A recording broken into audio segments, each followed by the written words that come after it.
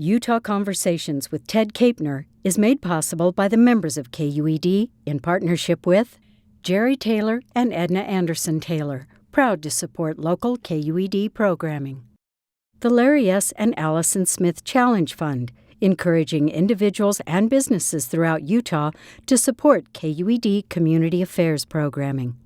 Living in California was fine, but for Joel and Rachel Wilcox, the mountains of Utah and the lure of small-town farming life was worth taking a big risk. Pull up stakes and move to Manti in Sanpete County. Now, well-established and with the help of ducks and sheep and cheese, Joel and Rachel and their 5 children are working hard and loving life. Their unique story next.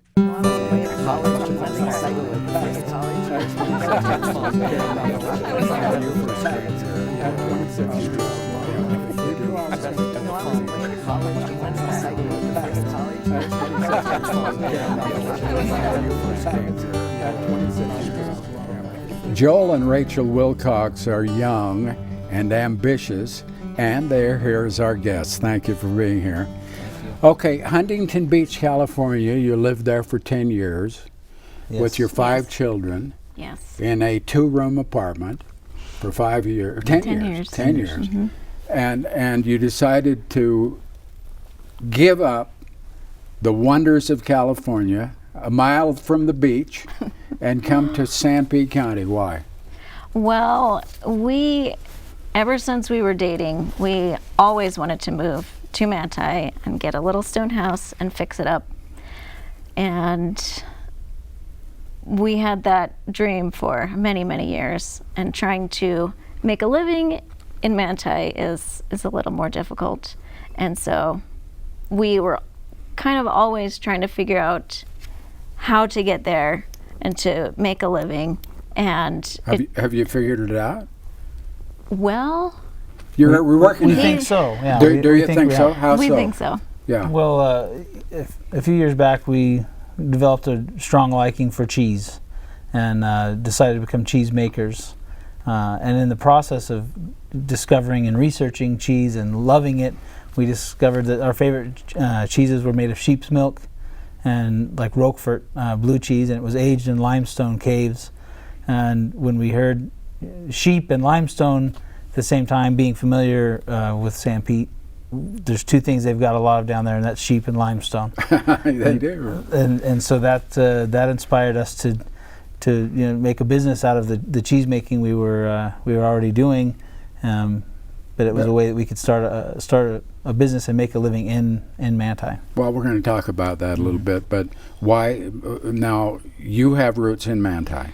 Mm-hmm. We actually both have quite a bit of roots. My great-great-great-grandfather, he came from far west Missouri to Salt Lake, and then he came and established Manti. Uh-huh. So he lived in the dugouts. There's some famous dugouts there. He lived there with 3 wives and 6 kids, mm-hmm. and he ended up being the 3rd mayor of Manti, mm-hmm. which is interesting because I've had to pull out my lineage quite a few times in order for us to be welcomed in.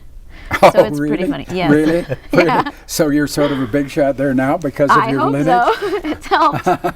And actually, when we were trying to find our some sheep milk, which I didn't realize was going to be as difficult as it was, we happened to find someone in Mount Pleasant, where I grew up, and he had the exact 2 breeds that we were looking for. Really? Which breeds? Sheep. Which breeds? The Lacone and the East Frisian breeds. Okay. And the first thing he asked my dad was, well, what's your lineage?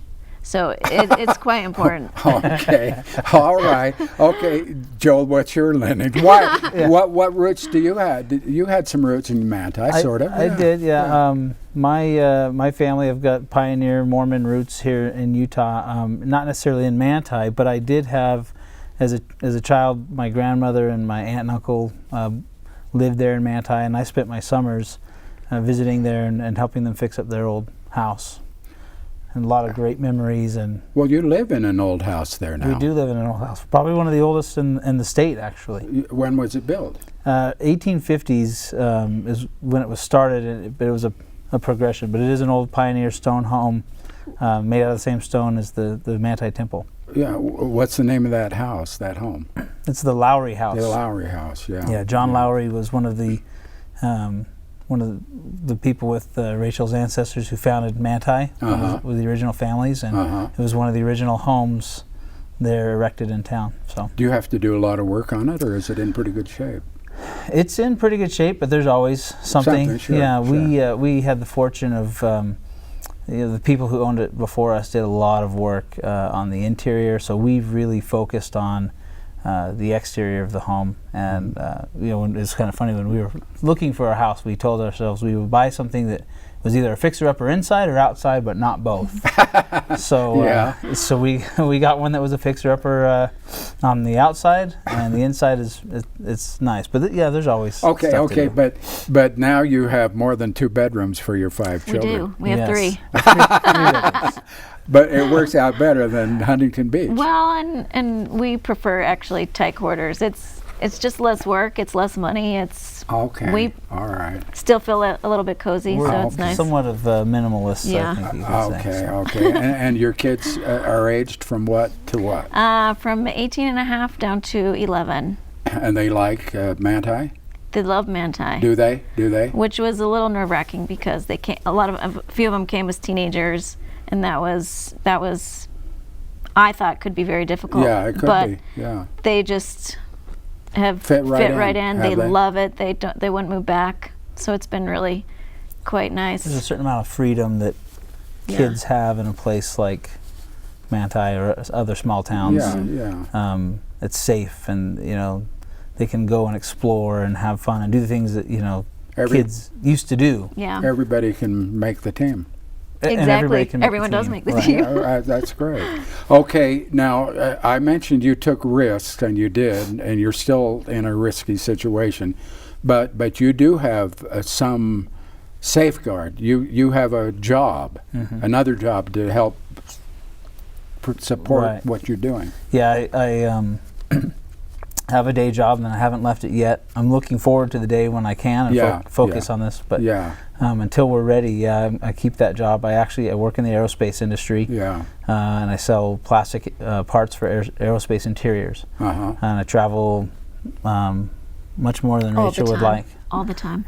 It takes me all over the country and into Europe, and Really. So was it easier to travel from Huntington Beach than from Manti, Utah? It would be. I mean, there's several airports nearby. I have a 2-hour drive every time, so that right there is a bit of a sacrifice. I have a much longer commute. But I can't say I'm doing it every day. But once a week, I'm going up and back. So the pluses outweigh the minuses. Yeah, the pluses outweigh the minuses, definitely. Yeah. Okay, now cheese and sheep and ducks. Where should we start? Let's start with, now these are going to be your underpinning, right? Those 3 things, right? Yes, we really want to. We started off with the cheese. Yeah. And that's something that we brought to market first. It's the most important to us. Yeah. It's what we have the most invested in as far as a building is concerned. And you do it in your home? We built a cheese shop right next to our house, so it's it looks like a garage. It's a new built. Looks very nice. It fits the area. And but that's our cheese shop. And is it hard to make cheese? It can be. I think the hardest part is when you start a new cheese, when you start a new recipe. He does all the recipes. I'm the recipe follower. And I think the hardest part for us was when we were trying to learn our new equipment and our new facility. We were used to doing it on a stovetop in just a 5-gallon pot. And so then we moved to a 100-gallon cheese vat. So our first batch took us about 16 hours. It was not very fun, but normally it's a between 4 to 6 hour process to make. Joel, you like cheese. Love it. Is that what led to your romance? No, it's funny. Neither of us, when we met, I was 17 years old, and I actually, if you'd asked me then, I said I would have told you I hate cheese. Yeah. Then we got married, and just as adults do, our taste developed, and we discovered cheese, and both of us loved it, and it did become something we enjoyed together and learned to love together. She gave you a bunch of cheese, I saw or heard, on your birthday. Yeah. The 24th of July is your birthday. No, August 5th is my birthday. Okay. Yeah, we bought our home on the 24th of July. Oh, okay, Yeah, okay. yeah, I had something right. Right there. Something right, something wrong. Okay, so you call your company the Oolite? Oolite Cheese Company. Oolite Cheese Company. And what is Oolite? Oolite is the limestone. It's the type of limestone that we have quarried there in Manti. Uh-huh. A lot of the houses, our house, the temple, a lot of buildings are all built out of this limestone. Uh-huh. And how does that relate to cheese? Tell me again. Well, he's better at describing it. Okay. All right, Joel. So the traditional way of aging a lot of cheeses, blue cheeses in particular, is in limestone caves. The reason for that is there are a lot of natural microflora and microorganisms, molds and bacteria that are living in the stone. Limestone is very porous and it holds a lot of moisture easily, so it's a great place for mold to live. Really? So blue cheese, the story behind Roquefort, for instance, is there was a shepherd boy who was watching his sheep, and he had his bowl of curds and whey, like a cottage cheese. Yeah, He was relaxing in a cave, getting out of the sun, Yeah. and he saw a beautiful girl out in the distance, and he put his curds down in the cave and ran off to meet her, and came back the next day, and his curds were covered in blue mold. And that's the story behind the legend of blue cheese, and or the Roquefort blue cheese. But Roquefort blue cheeses are still aged in those same caves. Well, if I'd been that boy and came back and saw my curds were moldy, I'd have thrown it out. I would have done the He wrong must have been pretty hungry. Yeah, might have been worth the shot. Well, is there a lot of mold to cheese? I mean, do we eat mold when we eat cheese?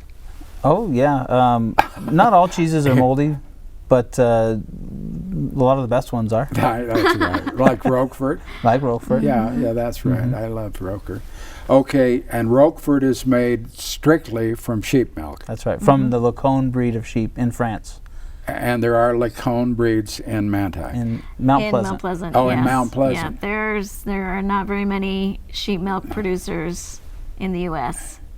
There's only maybe 130 farms that do it, and especially west of the Mississippi, there aren't very many. So it was pretty miraculous that we found somebody 20 minutes from where we wanted to live that had it. To buy the milk from. Yeah. To buy the milk, yeah. And sheep milk, do you ever, it makes great cheese. It does. What about drinking? I have tasted it fresh. Yeah. And it's much more mild than goat's milk. But probably not as mild as cow's milk. So you get a little bit more of the farm. You can taste the farm, the alfalfa, the grass they've been eating. Really? Yeah, it's a much more natural tasting milk, but we don't pasteurize our milk. It's all raw milk cheeses, and so you really get the full flavor. So not pasteurizing is okay. It's safe and everything?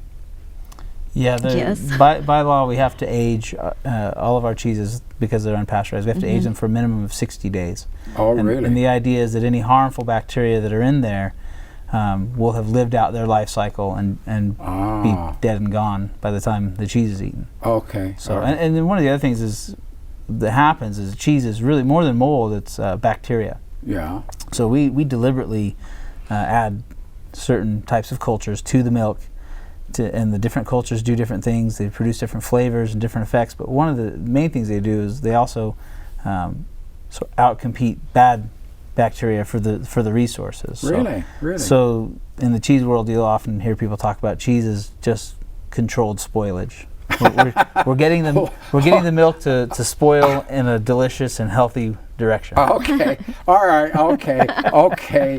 Well, you brought some cheese, and we're going to see what the rewards of your efforts have been and Let's are try it. on an ongoing basis. Yeah. So, Rachel, tell us which cheeses these are. Okay, well, we have everyone start out with our most mild, which is called, what's her name? What's her name? What's her name? That's this one. Okay. Yes, and then we, this is Old Yeller, and it's a good, more mild cheese. It's a good baby step into the blue world. And then this is Goodbye Blue Monday, and it's a more pungent blue cheese. And so the best way, of course, to serve cheese and to try cheese is when it's at room temperature. That's when you get the most flavor out of it. So this is at room temperature. And yeah, we're very experimental, which means, and since we're so new, we get to experiment a lot and try new things out, and which is important to us. And so this is what we have for this season. And next season will probably be different. Are the names that you have just said? Yeah. Is that what I would order if I went to a cheese store? Are they? Okay. Yep. People are starting to know What's Her Name much more. She's getting very popular. Is she? I'm going to try What's Her Name. Yes, go for it. Okay. Joel, is this going to be safe for me to eat this? Oh, absolutely. Huh? Absolutely. Boy, it's good, isn't it? And sheep milk is actually very good for you. There's a lot of health benefits to sheep milk products. Really? Oh, yes. I know Manti a little bit in San Pete County. Rambouillet sheep, aren't there a lot of Rambouillet? A lot of Rambouillet. Yeah. But they don't produce this milk. Yeah, they don't produce as much milk as what you're looking for. The milking breeds just are that they have more milk. Higher volumes. Higher volumes. Some of them have more fats, which is good for cheese making. And so that's why East Region and Lacone are a good breed, and why people do a lot of the mix of the two is because one's got more high fat and high proteins, and the other one has more volume. Okay, so we're having an educational program here, and we're talking about native, or not a native San Pete County woman and a California transplant coming, and we're telling people about cheese, but it would be very difficult for me and or my wife, who could do it better than I, to make that cheese. Yeah. There's a lot that goes into it. I mean, and cultures are a big thing. You know, we get our cultures. And so, you know, when you're making cheese, you have to follow the recipe. Like, What's Her Name? There's a process at one point where we have to raise the temperature 1 degree every 2 minutes. No faster. For 45 minutes. Oh, my word. So you're just constantly watching the clock and watching the temperature. Yeah. And every minute you're fidgeting with the hot water to get it through and raising the temperature. And every recipe is different. And you're having fun? Mm-hmm. Yeah, when we're together. I mean, you're enjoying this. Oh, yes. Yeah. Sure. Of course. It's a craft, you know, it's a craft. Mm-hmm. And we deliberately chose to do everything by hand. So in a modern cheese factory, you'll find all, you know, these mechanical stirring equipment and computers on the cheese vats that you program in what you want to do. And we decided we didn't want to do any of that. We want to do everything by hand. So all the stirring we do, everything it's all manual. And for us, that's important. We feel we're putting the art into it. But, well, there you go. That's my question. Is it a craft or is it an art? I think it's a little bit of both. Mm-hmm. Yeah, okay. All right. Yeah, it's definitely labor of love. You have to love what you do. So how is business? Business has been very slow, but it's been very slow intentionally.